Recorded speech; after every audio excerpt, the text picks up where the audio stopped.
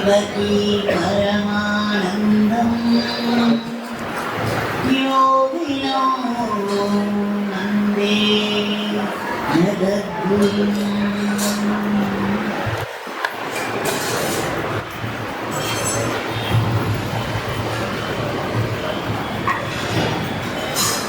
योगराम कुमार जयगुरुराय இந்த தடவை ரொம்ப கான்ஃபிடென்ட்டா உங்களுக்கு எல்லாருக்கும் யோகிராம் சுரத்குமார் நல்லா பரிச்சயம் ஆயிட்ட. அவரோட நாமத்தை நிறைய பேர் சொல்லிட்டு இருக்கீங்க இல்லையா? எத்தனை பேர் சொல்லியிருக்கீங்க அவரோட நாமத்தை?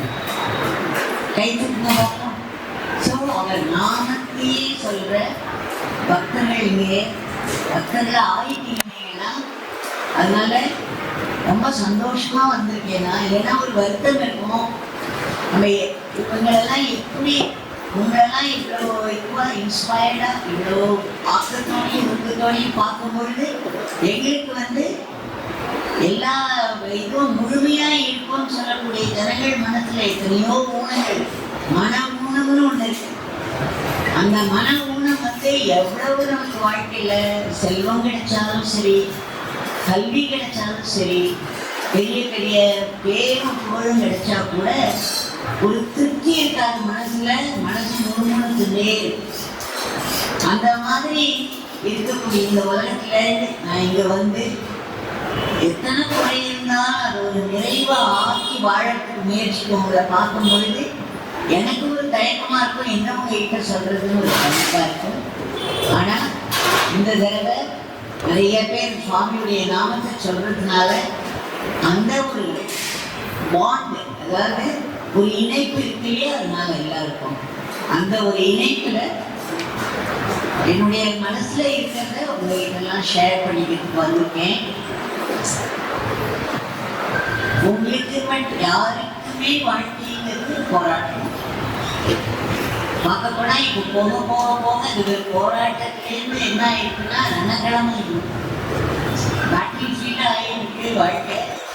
நம்ம அவங்க சொன்ன மாதிரி நான் ஒரு இடத்துக்கும் போகும்பொழுது ஜனங்கள் எத்தனை விதமான பிரச்சனைகள்ல மாட்டின்னு இருக்காங்க அப்படிங்கிறத பார்க்கணும். ஒரு ஒரு ஃபியர் இருக்கு, எல்லாருக்கும் ஒரு பயம் இருக்கு மனசுல.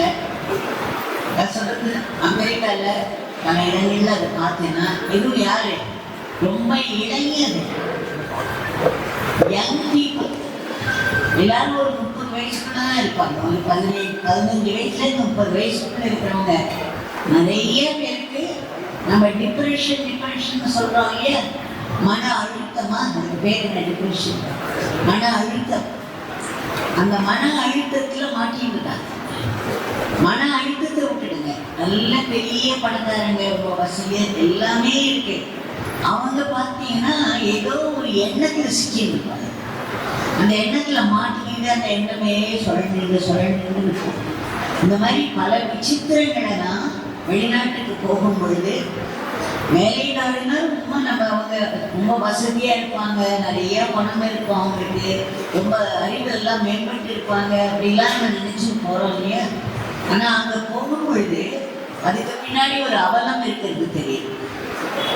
ஆனா நம்ம நாட்டுல பார்க்கறதுக்கு அவலமா இருக்கிற மாதிரி இருந்தா கூட அவங்க மனசுல ஒரு கடவுளுடைய எண்ணம், ஒரு திருப்தி, நமக்கு இது போதும், இந்த அளவுக்கு வந்திருக்கோமே அப்படிங்கிற ஒரு திருப்தியோ, அந்த கடவுளை ஒரு நாமத்தை சொல்றதோ, கடவுளோட இணைச்சிக்கிறதோ சர்வசுகமா இருக்கு. ஆனா அவங்களுக்கெல்லாம் நிறைய பேருக்கு கடவுள்னா என்னன்னே தெரியாது. கடவுள்னால நமக்கு ஒரு பெரிய ரிலீஃப் இருக்கும், நம்மளுடைய வேதனைகள் எல்லாம் கூட சாதனைகளை மாற்றிக்க முடியும் அப்படிங்கிற எண்ணம் இல்லாம இருக்காங்க. அவங்களுக்கு என்ன கேட்டாலும் கிடைக்கிறதுனால கிடைக்காத எதையாவது தெரிஞ்சுட்டாங்க. நான் சொன்னேன்னா அவங்களுக்குலாம் ரொம்ப வேடிக்கையா இருக்கும். அவங்களுக்கு மறுபிறவிங்கிற ஐடியாவே கிடையாது. இந்த ஒரு பிறவி தான் இருக்கு அப்படிங்கிற மாதிரி தான் நிறைய பேர் பேசுறாங்க. இந்த ஒரு பிறவில நம்ம எல்லாத்தையும் அனுபவிச்சிடணும் அப்படிங்கிற எண்ணங்கள் இளைஞர்களுக்கெல்லாம் இருக்கு. அதனால என்ன பண்றாருன்னா, ஒரு ஆண் பிள்ளை அங்கே சொல்ற நான் இவ்வளவு நாளைக்கு ஆணா இருந்துட்டேன், இனிமே பொண்ணா இருந்தா எப்படி இருக்கு நான் பார்க்கணும் அப்படின்னு ஒரு ஆப்ரேஷன் பண்ணிட்டு பெண்ணால. இதெல்லாம் தேவையா? நினைச்சு பாருங்க.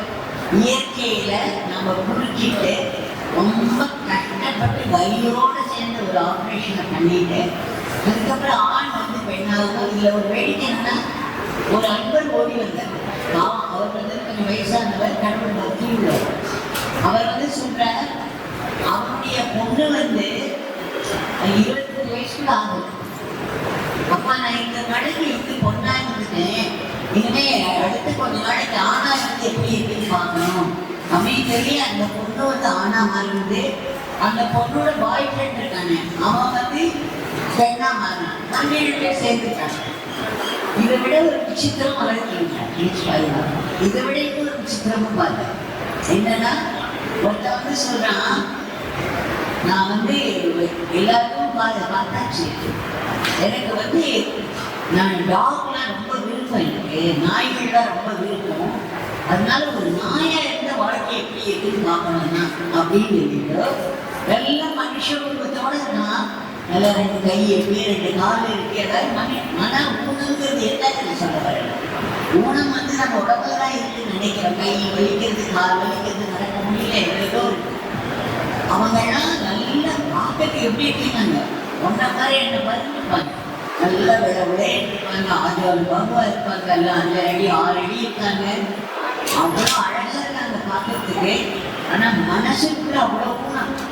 அவங்க சொன்னா எனக்கு நாயெல்லாம் நான் நாய் மாதிரி எப்படி இருக்குன்னு பார்க்கணுன்ட்டு ரோடில் நாய் மாதிரி ஒரு இதை நிறைய அந்த இது கொல்ல முடியலாம் நாய்க்கு அந்த மாதிரி ஒரு துணியை எடுத்து தலையிலேருந்து கால் வர வச்சுக்கிட்டு 4 காலில் ரோட்டில் நடந்துட்டோம். எனக்கு இது நம்ப முடியுது அவங்களால. அவனை வந்து ஒரு ஃப்ரெண்டு வந்து ஒரு செயின் போட்டு கழுத்தில் கட்டி அவன் அந்த செயினை கையில் எடுத்துக்கலாம். கீழே ரோடில் 2 நாய், அதாவது நாய் மனிதன் கையில் அது பிடிச்சிருக்கிறதுக்கு 2 நேரம் இருக்கிற மனிதர்கள். இந்த நம்மளுடைய பரிணாம வளர்ச்சிய என்ன சொல்றதுன்னா, நம்மளுடைய ஸ்பைனல் காலம் இருக்கு பாருங்க, அதாவது முதுகல். அந்த முதுகல் வந்து ரொம்ப ஒன்றே இல்லாம இருந்த முதுகல் வளர ஆரம்பிச்சு அதுக்கு இப்படி இருந்து கடைசியில மனுஷன் வரும்போது அது நேரம். அதனால முதுகலுடைய அந்த ஒரு அமைப்பு கூட நம்முடைய பரிணாமத்தை பொறுத்து இருக்கு அப்படின்னு சொல்றோம். அதனாலதான் நம்ம நிறைய பேர் முன்னாடிதான் பார்க்கணும், முன்னாடி சாதனப்பா இருக்கணும், யாருமே நேரம் உட்கார மாட்டோம். ஆனா யார் வந்து இப்படி நேரம் உட்கார்ந்து பழகிட்டாங்களோ அவங்க மனசு கம்ப்ளீட்டா என்ன ஆயிடும், தெளிவாயிடும். மனசுல புத்தியில ஒரு தெளிவு வரும், சுவாசம் நல்லா உள்ள வரும், பிராணவாயு நல்லா அட்ஜஸ்ட் ஆகிடும். அவங்களால வந்து கடவுள் மேல மனசை ஒருமுகப்படுத்த முடியும். ஏன்னா உள்ளுக்குள்ள அந்த பிராணவாயு சரியா போக ஆரம்பிச்சாலே வியாதிகள் வருது. அது வந்து மூளைக்குள்ள போகும் பொழுது அந்த மூளை சக்தி வந்து விரிவடையும். இப்படி பல விஷயங்கள் இருக்கு. முதுகெலும்பை ஒட்டியும் நம்முடைய நேரம் அவங்க அமெரிக்காவில் பார்த்து நேரம் இருக்கிற முதுகெலும்பு பார்க்கறதுக்கு அவ்வளோ அழகா இருக்காங்க. ரோட்ல 4 காலில் போகிறது. இதுல எதுவும் வேடிக்கை என்ன இருந்ததுன்னா, ஒருத்தருக்கு அந்த நாயா கொஞ்ச நாளா நாயா வாழ்ந்துருக்கிற ஒருத்தருக்கு திடீர்னு உடம்பு சரியில்லாம. அப்போ அவங்க என்ன பண்றாங்க, வெட்டினரி டாக்டர் அவர்கிட்டதான் போறாரு. வெட்டினரி டாக்டர் இவங்க பார்த்தான கை கொடுத்துட்டாரு. எனக்கு நாயாவே உடம்பு இருக்கிறது தான் ட்ரீட் பண்ணி பழக்கம், நாய் மாதிரி இருக்கிற மனுஷனை ட்ரீட் பண்ணி பழக்கம் இல்லை, சாரி என்ன ஒரு விசித்திரமான உலகம் இருப்பாருங்க. இது வந்து நமக்கு தெரிஞ்ச விஷயங்கள், நம்மளால கண்ணால பார்க்க முடியாது, நிறைய பேரால பார்த்து எண்ணங்கள் புரிஞ்சிக்க முடியாது. ஆனா அவங்க மனசுக்குள்ள பார்க்க முடியாது. இன்னும் பயங்கரமான விஷயங்கள்லாம் இருக்கு. அப்படி ஒரு போதல் கூடி இருக்கு. 4 பேரை கொலை பண்ணணுங்கிற ஒரு உணர்வு வருது, அவங்களுக்கு கொள்ளையடிக்கணுங்கிற ஒரு உணர்வு இருக்கு. இதெல்லாம் மன ஊனங்கள், பயங்கரமான ஊனங்கள். இதுலாம் நம்ம திரும்பி வருதுங்கிறது ரொம்ப ரொம்ப கஷ்டம். உங்களுக்கெல்லாம் ஒரு ட்ரீட்மெண்ட் ட்ரீட்மெண்ட் இருக்கு, நமக்கெல்லாம் ஒரு ட்ரீட்மெண்ட் காய்ச்சல் இல்லை நடக்குது அப்படின்னா அதுக்கு ஒரு ட்ரீட்மெண்ட் இருக்கு, கொஞ்சம் அதுக்கப்புறம் கொஞ்சம் பெட்டர் ஆகும். அங்கெல்லாம் ட்ரீட்மெண்ட்டே எடுக்க முடியாதுன்னு நினைக்கிறேன், அந்த மாதிரி போய் இருக்கிறாங்க. அதனால அந்த மன ஊனம் இல்லாம நம்மளை காப்பாற்றிக்கிற பாருங்க, நம்ம மனசை எப்பவுமே ஆரோக்கியமா வச்சுக்கணும். அந்த ஆரோக்கியம் தான் ரொம்ப ரொம்ப ரொம்ப முக்கியம். இந்த மனசுல ஒரு ஆரோக்கியம் இருந்துச்சுனாக்க அது தானாவே உடம்புல வெளிப்படும். எப்படி வெளிப்படும்? ஆரோக்கியமா இருக்கணும், உடல் ஆரோக்கியமா இருக்கணும்.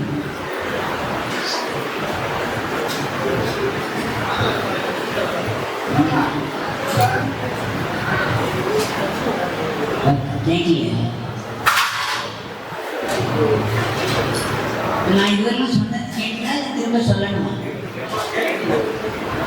பின்னாடி இருக்கிறவங்கலாம் சரி. நீங்க நினைச்சு பாருங்க, எல்லா விதமான உறுப்புகளும் ஆரோக்கியமா இருந்து பார்க்கறதுக்கும் அழகாகவும் அத்தனை வசதிகளோடு கூடிய சில மனிதர்கள் விசித்திரமான எண்ணங்கள்னால ஒரு நாயாகவும் இன்னொருத்தர் வந்து கேட்டு அது சொல்ல மறந்து போயிட்டாங்க. நாய் என்ன, நான் வந்து புண்ணையா இருந்தேன் எப்படி இருக்குன்னு பார்க்கணும். அவங்க என்ன பண்றாங்கன்னா அந்த ஒரு எண்ணம் வந்துச்சுனாக்க அதோட போயிட மாட்டாங்க. மற்றவங்க என்ன சொல்றாங்கன்னு கேட்கவே மாட்டாங்க. அவங்க எண்ணத்தை அவங்க செயல்படுத்தியே ஆகும். அது ரொம்ப நல்லதுதான். ஆனா எண்ணங்கள் இவ்வளவு விபரீதமா இருந்தா என்ன பண்ணும்? ஒருத்தர் வந்து பூனை மாதிரி அவர் மியா கத்தின் வர ஒன்றும் பேசுறது இல்லை. அவரை வந்து ஒரு கயிறை போட்டு கட்டி அடிச்சோம். உங்களுக்கு வேணும்னா வீடியோவே அனுப்பிடுறேன். அப்படி இருக்கு கால் வந்து இன்னும் என்னென்னமோ இருக்கு, நான் சொல்ல விரும்பலை. இந்த மாதிரியான கூட்டத்துல ஒரு அம்மா வந்து அப்படி கத்துறேன். எல்லாமே எனக்கு எப்படி தெரிய வந்ததுன்னா, இந்த குழந்தைகளோட இந்த இளைஞர்களுடைய அம்மா அப்பாக்கள் வந்து என்கிட்ட வந்து அழுதுனால எனக்கு நான் உண்மையும் போகிற சைட்ஸிங்லாம் ஒன்றும் பண்ணலை. எனக்கு வந்து கரெக்டாக ஒரு இடத்துக்கும் போகிறதுக்கும் அங்கே சத்சங்கம் பண்ணுறதுக்கு மட்டும்தான் டைம் இருந்து அவ்வளோ டைட்டாக இருந்தது. ஒரு 34 நாளில் 9 தேசங்கள் போயிட்டு வந்தேன். எப்படி இருக்குன்னு நினைச்சு பாருங்க.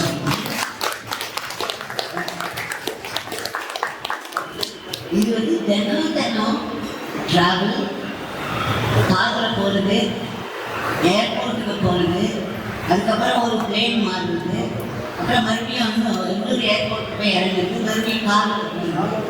பயணம் பயணம் பயணம். இத்தனை பையன் எனக்கு வந்து இப்போ 74 வயசு ஆகும். இது 74 வயசுல நிறைய பேருக்கு சொல்றாங்க எனக்கு, அம்மா நீங்க ஏமாறக்கூடாது, கொஞ்சம் நல்ல ரெஸ்ட் எடுத்து ஒரு 2 நாள் ரெஸ்ட் எடுத்து அப்புறமா எனக்கு அதுக்கு டைம் கிடையாது. ஏன்னா இந்த ஆசிரமத்துக்கு நான் வந்து அதுவும் பண்டிகைகள் தான் இருக்கும். எதுக்கு என்ன சொல்ல வரேன்னா, இந்த 34 நேரம் எந்த ஒரு காலம் நடுவில் நிற்கலை, எந்த ஒரு ஆக்சிடென்ட்டும் ஆகலை, எந்த ஒரு பிளேனும் லேட்டாக வரல, எந்த ஒரு பிளேனுக்கும் விபத்தும் இல்லை. போகிற ஒவ்வொரு இடத்துலையும் ஜனங்கள் வந்து ரொம்ப ஒரு அற்புதமான ஒரு நம்ம வரவேற்பு கொடுக்குறாங்க. அவ்வளோ ஒரு ஆர்வமாகவும் பக்தியோடையும் பண்ணுறாங்க. சாமியோட நாமம் அப்படி சொல்கிறாங்க. அந்த வீடியோ கொண்டு வந்திருக்கேன், குழந்தைங்க நீங்கள் பார்க்கணும். ஒரு தேசத்துலையும் சுவாமியோட நாமத்தை எழுந்து நின்று கை தட்டி டான்ஸ் ஆடி யோகிராம் சத்குமார் யோகிராம் சத்குமார் யோகிராம் சத்குமார் ஜெயகுண்டாயான்னு அப்படி கை தட்டி எல்லாரும் எதனால இப்படி நடக்க முடிஞ்சது தான் சொல்ல வரேன்னா, இறைவனுடைய அருள், நம்முடைய பகவான் யோகிராம் சத்குமாரோடைய அருள் வந்து அப்படி கட்டி காப்பாற்று.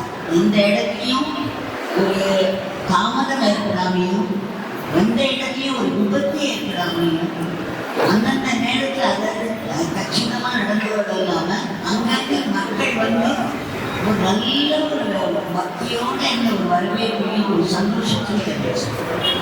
இதெல்லாம் எப்படி பாசிபிள்? அருள் என்பது. இந்த அருள் வந்து நம்ம வாழ்க்கையில் நம்ம உள்ள மூச்சு கிழிக்க ஆரம்பிச்சு நம்ம உடம்புல, நம்ம மனசுல, நம்ம புத்தியில, நம்ம வாழ்க்கையில பல விதங்கள் நமக்கு உதவி செஞ்சுட்டே பாதுகாப்பு. ஆனால் அது எப்போ பண்ணும்? நாம் கடவுளை நினைச்சாதான் கடவுளை. இதெல்லாம் நல்லா தெரிஞ்சுக்கணும். இந்த கடவுளுடைய அருளை இல்லைன்னு வச்சுக்கணும். மூச்சு காத்து உள்ள வருவான்னு சொல்லி அந்த கடவுளுடைய அருள் இல்லைன்னா நம்ம சுண்டி வரல நடத்த முடியும்.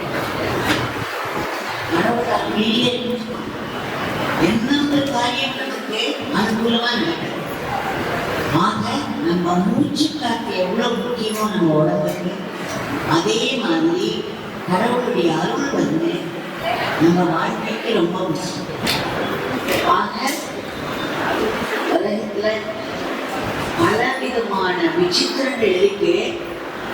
எத்தனை பொருள் இருந்தாலும், எத்தனை விதமான வசதிகள் இருந்தாலும், கல்வி, வேலை, பவர் அத்தனை இருந்தாலும், மனசுல ஒரு ஊனம் இழுத்துச்சுன்னு வச்சுக்கோங்க, ஒரு திருப்தி இல்லாம இருந்ததுன்னா மனசு போய் ஏதோ ஒரு குறையில மாற்றிக்கும். நமக்கு இது இல்லையே, இல்லாத ஒண்ணு எப்பவுமே நினைச்சு ஏங்கிறது மனசு. அந்த மாதிரி ஒரு குறையை கற்பிச்சுன்னு அந்த குறையில போய் மனசு சிக்கிட்டு வச்சுக்கோங்க. அதுக்கப்புறம் எல்லா எண்ணங்களையுமே குறை வர ஆரம்பிச்சு. நம்ம கிட்ட இந்த குறை வந்து நம்ம ஒரு எண்ணத்துல சிக்கிட்டு மாட்டிட்டு தவிக்கும் பொழுது உலகமே நமக்கு என்ன பண்ணும்னா அப்படியே ரொம்ப நெகட்டிவா நமக்கு ரியாக்ட் பண்ணும். நாம எப்படி இருக்கோமோ அதுதான் நம்முடைய உலகத்துல ரிஃப்ளெக்ட் ஆகுது. அதனால ஒரு கெட்ட மனுஷனுக்கு எல்லாமே கெட்டதா தான் தெரியும். யார் என்ன சொன்னாலும் ஏதோ ஒரு கெட்ட பேட் மோட்டிவ் இருக்கு, அவன் ஏதோ ஒரு எண்ணத்தை வச்சு பேசுறான் அப்படின்னு ரொம்ப ஜாஸ்தி இருக்கு. அதனால ஒரு கெட்ட மனுஷனுக்கு உலகமே ரொம்ப கெட்டதா தெரியும். ஒரு நல்ல மனுஷன் தான் வச்சுக்கோங்க, அவனுக்கு உலகமே ரொம்ப நல்லதா தான் தெரியும். அப்போ நம்ம நல்லது கெட்டதெல்லாம் கூட எதை பொறுத்து இருக்கு? என்னுடைய மனசை பொறுத்து. ஸோ என்னுடைய வாழ்க்கைங்கிறது என்னுடைய மனசை பொறுத்துட்டு, அப்போ அந்த மனசு எவ்வளவு ஆரோக்கியமா இருக்கணும். நம்ம வெளி உலகத்துல ஆரோக்கியமா நமக்கு தெரியணும். வாழ்க்கை ஆரோக்கியமா இருக்கணும்னா என்னுடைய மனசு ஆரோக்கியமா இருக்கணும். மனசு வந்து ஆரோக்கியமா இருக்கணும்னாக்க நம்ம என்ன பண்ணணும்? முணுமுணுக்கிறத நிறுத்தணும். முணுமுணுக்கிறதுன்னு சொல்லுவாங்க, இங்கிலீஷ்ல வந்து கிரம்பிள் அப்படிம்பாங்க. எதுக்கிட்டாலும் சில பேர் பார்த்துருக்கீங்களா, இது இல்லை அது இல்லை இது என்ன இருக்குது அப்படின்னு நம்ம சலிச்சுக்கிறது, அலுப்பா பேசுறது, எரிச்சலோட பேசுறது, எது வந்தாலும் திருச்சி இல்லாம இருக்கிறது. அவங்க எல்லாம் ஐசியூல இருக்கக்கூடிய மன உணர்த்தினர்கள். அவங்க யாராவது ரொம்ப எரிச்சப்பட்டாலே, எப்ப பார்த்தாலும் குறைப்பட்டுட்டே இருந்தாலும், எல்லாரையும் கெட்டவங்களாக பேசுறதுனாக்க அவங்களுக்கு இம்மீடியட்டா எங்கேயோ ஒரு இடத்துல ட்ரீட்மெண்ட் கொடுத்தே ஆகணும். இல்லைன்னா என்ன பண்ணிடுவாங்க, சுத்தி இருக்கிறவங்க அத்தனை பேரும் ஒரு பைத்தியமாக்கிடுவாங்க. அப்படி இருக்கிறவங்களோட வாழ்றது எவ்வளவு பெரிய டார்ச்சர் தெரியுமா? அந்த மாதிரி இருக்க. ஆனா நமக்கு என்ன இருக்கோ இல்லையோ, இது இருக்கு அது இல்லை, அதை பத்தின கவலையே இல்லை. மனசுல எனக்கு ஒரு திருப்தி. என்ன திருப்தி? அந்த திருப்தி யார் கொடுக்கும்? எனக்கு ஒரு வேளை சாப்பாடு ஒரு நாளைக்கு இருக்கா, சரி. என்னால கொஞ்சம் தூரம் தான் வாக் பண்ண முடியுமா, சரி. எனக்கு இப்போ கை இல்லையா, சரி. காது இல்லையா, சரி. இல்லை கண்ணு இல்லையா, சரி. இதுவாதான் மனசுல ஆரோக்கியம் இருக்கா, வாழ்க்கை வந்து ரொம்ப வெற்றிகரமா இருக்கு. நம்மளாம் அந்த மாதிரி இருக்கிறவங்களுக்கு they will be achievers. கண்டிப்பா வாழ்க்கையில ஒரு பெரிய சாதனை. இதைத்தான் நான் சொல்ல விரும்புறது என்னன்னா, அங்க ரொம்ப ஆரோக்கியமா உடல் ஆரோக்கியத்தை பார்த்தேன். ஆனா உள்ளத்துல நிறைய ஊனங்களை பார்த்தேன், விசித்திரமான ஊனங்களை பார்த்தேன். ஆனா நம்ம இந்தியாவில நம்ம பெருமையா சொல்ல முடியும், நமக்கெல்லாம் அழுக்கு இருக்கும், சரியா குடிக்க முடியாம இருக்கலாம், இல்லைன்னா சாப்பாடு சரியில்லாம இருக்கலாம், என்னென்னமோ இருக்கலாம் குறைகள். ஆனா கூட நம்ம எல்லாருக்கும் மனசுல ஒரு திருப்தி இருக்கும். எப்படி திருப்தினா, அந்த கடவுளுடைய நினைப்பினால வரக்கூடியது. அந்த திருப்தியை கடவுள் மட்டும்தான் கொடுக்க முடியும். மனசுக்கு ஆரோக்கியம் எதுனா கடவுளை பத்தின எண்ணம். அதுதான் பெரிய வைட்டமின் டேப்லெட். அந்த கடவுளுடைய நாமம் இருக்கிறது. அந்த கடவுளுடைய நாமங்கிறது பெரிய வைட்டமின் பால், பெரிய வைட்டமின் டேப்லெட். ஒரு டானிக். அந்த டானிக் நம்ம எடுத்துட்டே இருந்தோம்னா நமக்கு உடலுக்கும் ஒரு ஆரோக்கியம் கிட்டும், மனசுக்கும் ஒரு ஆரோக்கியம் கிட்டும், நம்ம ஆத்மாவுக்கும் மேல மேல பெரிய ஒரு முன்னேற்றங்களை பார்க்கும். நீங்க நினைச்சு பாருங்க, எல்லாருக்குமே தெரியும் நம்ம பிரீத்தி வந்து இன்னைக்கு எப்படி ஒரு போன் கூட பண்றாங்க. அவளை மாதிரி யாராலையும் பேச முடியாது. நான் ஒரு நிகழ்ச்சி பார்க்கிறேன், எல்லாரும் என்னென்னமோ பேசுறாங்க. ஆனா அவன் மேடையில் வந்தோடனே ஒரு எலக்ட்ரிஃபை ஆயிடுது. அந்த எலக்ட்ரிஃபை ஆகிற எனர்ஜியை நான் பார்க்கிறேன். நம்ம கண்ணால ஒருத்தரை சுற்றி இருக்கக்கூடிய ஒளியை பார்க்க முடியும். அந்த ஒளியை வச்சு அவங்க என்ன மாதிரி கேரக்டர்ங்கிறது சொல்ல முடியும். ஒருத்தரை உட்காந்து எழுதிட்டு போனாங்கன்னா அந்த இடத்துல இருக்கக்கூடிய வைப்ரேஷன்ஸை வச்சு அவங்களுக்கு என்ன மாதிரியான எண்ணங்கள் இருக்குங்கிறது சொல்லணும். ஆனா நம்ம பக்கத்துக்கு சக்கர நாற்காலிகள் வந்திருக்காவ, மேடையில் 2-3 பேர் ஹெல்ப்போட தான் வந்து நிற்கிறா. மற்றவங்களாம் ரொம்ப கம்பீரமா நடந்து வந்து அப்படி நிற்கிறாங்க, பேசுறாங்க, என்னமோ பேசுறாங்க. அவங்க நல்லா பேசுறா கூட நம்ம மனசு வந்து அவங்க கிட்ட அந்த கவனம் வர மாட்டேங்குது. ஒரு 3-4 செகண்ட்ஸ் பேசின உடனே மைண்டு வந்து வேற மாதிரி அலையா இருக்கும். இவன் வந்தா அப்படியே எலக்ட்ரிசியாக அந்த இடத்துல இருக்கிற எனர்ஜி மாறுது, அந்த கலர் மாறுது. அவளை வந்து நடந்த விஷயங்கள் உண்மையா பேசுற. அவ்வளவுதான். அவன் என்னென்ன உணர்ச்சிகள் வழியா கஷ்டப்பட்டா, என்னென்ன உணர்ச்சிகள் அப்படி மாறிட்டு, இதெல்லாம் சொல்லிடுறான்.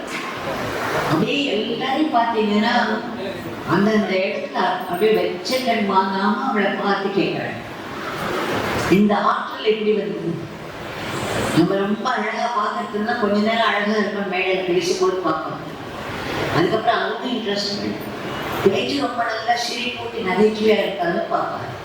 ஆனா நகைச்சுவைக்கு அப்புறம் அதுல திரும்ப வெளியில வரும்பொழுது ஏதாவது மனசுல தங்கி இருக்குமா, ஒரு கருத்து நம்ம எடுத்துக்குவோமான கிடையாது. ஆனா அவன் பேசும் பொழுது ஆணித்தரமா இதுதான் உண்மை, இதுதான் வாழ்க்கையுடைய பிரத்யட்ச உண்மை, நம்ம இந்த இடத்துலேருந்து இந்த இடத்துக்கு வரணும், அதுக்கு நம்ம இப்படித்தான் இருந்தாகணும், இப்படித்தான் எல்லாத்தையும் பார்க்கணும், இப்படித்தான் எடுத்துக்கணும் அப்படின்னு எடுத்து சொல்றாங்க.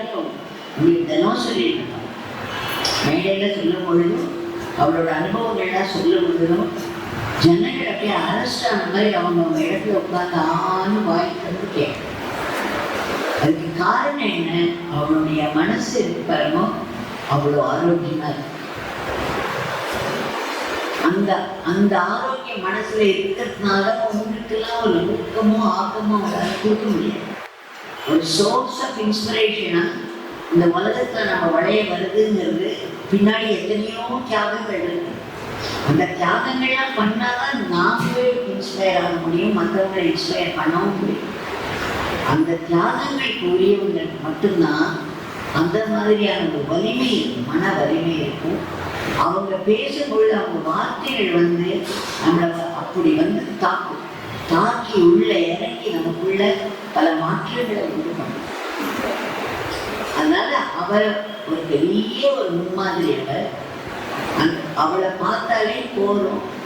அவள் எங்கேயும் படிச்சேன்னா அமெரிக்காவில் இருக்கக்கூடிய இளைஞர்கள்ல ரொம்ப எக்ஸலண்டா இருக்கக்கூடிய யூத் அது 2% தாங்க. அந்த 2% கூட அவ இருக்காங்க.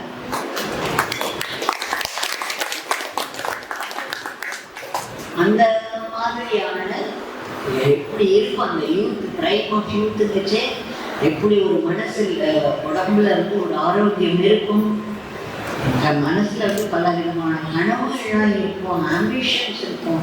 இதை அடையணும், அதை அடையணும், இதை நம்ம சாதிக்கணும், அதை சாதிக்கணும், அத்தனை கனவுகள். ஆனா எதுவுமே எதிர்பாராத ஒரு நேரத்துல திடீர்னு ஒரு விதி வந்து ஒரு கொடுமையை பண்ணி கம்ப்ளீட்டா மாற்றி விட்டுருது. இந்த மாதிரி ஹெலன் கெல்லர் ஒரு அம்மா இருந்தாங்க. அந்த அம்மாவுக்கு வந்து கண்டு தெரியாது. இப்போ வாய் பேச முடியலன்னா கூட, காது கேட்கலன்னா கூட நீங்கள் பார்க்க முடியும், ஒரு 4 இடத்துக்கு போக முடியும். இப்போ காது முடியலன்னா கூட நம்ம வீல் சேர் காது கேட்கலனாலும் பரவாயில்ல, நல்ல வேலை காது கேட்காம இருக்குன்னு சொல்ற மாதிரியான சந்தர்ப்பங்கள் நிறைய இருக்கு. ஏன்னா ஆனா கண்ணை தெரியலன்னு வச்சுக்கோங்க, எவ்வளவு கஷ்டம். நம்ம டாய்லெட் போகணும்னா கூட ஒருத்தரோட தயவு, ஒரு அடி நம்ம எடுத்து வைக்க முடியாது. நம்ம கையில என்ன சாப்பாடு நம்ம வச்சிருக்காங்கன்னு நமக்கு தெரியும். எப்பேற்பட்ட கொடுமை. அந்த அம்மா அதுவும் ஆரம்பத்துலலாம் அந்த அம்மாவோட லைஃப்பை பார்த்தீங்கன்னா அவ்வளோ ஒரு கோபம் கடவுள் மேலே இருக்கும். தன்னை மட்டும் இவ்வளோ மோசமாக படிச்சுட்டாரு கடவுள். இந்த கடவுள் என்ன கடவுள்? பெரிய வீட்டில் இருக்கிற பெரிய பெரிய இதெல்லாம் ஃப்ளவர் வாஷு அது இதுன்னுக்கெல்லாம் தூக்கி தூக்கி விட்டறிவார். யாராவது சாப்பாடு கொண்டு வந்து அவன் மேலே தூக்கி விட்டறிவார். அவ்வளவு ரொம்ப ரஃப்பாக இருந்திருக்காரு. அப்புறம் அவள் செஞ்ச ஒரு புண்ணியம், ஒரு டீச்சராக அவளுக்கு வர, அவர் கவர்னன்ஸ் ஒரு டீச்சர் அந்த டீச்சர் கொஞ்சம் கொஞ்சமாக அவளை மாற்றி அவளுடைய நிலையை அவளை அக்செப்ட் பண்ண வச்சு, இதுலேருந்து நீ பெரிய விஷயங்களை சாதிக்க முடியும் அப்படிங்கிறத எடுத்து சொல்லி சொல்லி சொல்லி இன்னைக்கு அவள் கையில் ஒரு விளக்கு ஏந்தி இருக்கிறாங்க. இன்னைக்கு அவள் எத்தனையோ பேருக்கு கை விளக்கா ஒளி விளக்கா இருக்கு.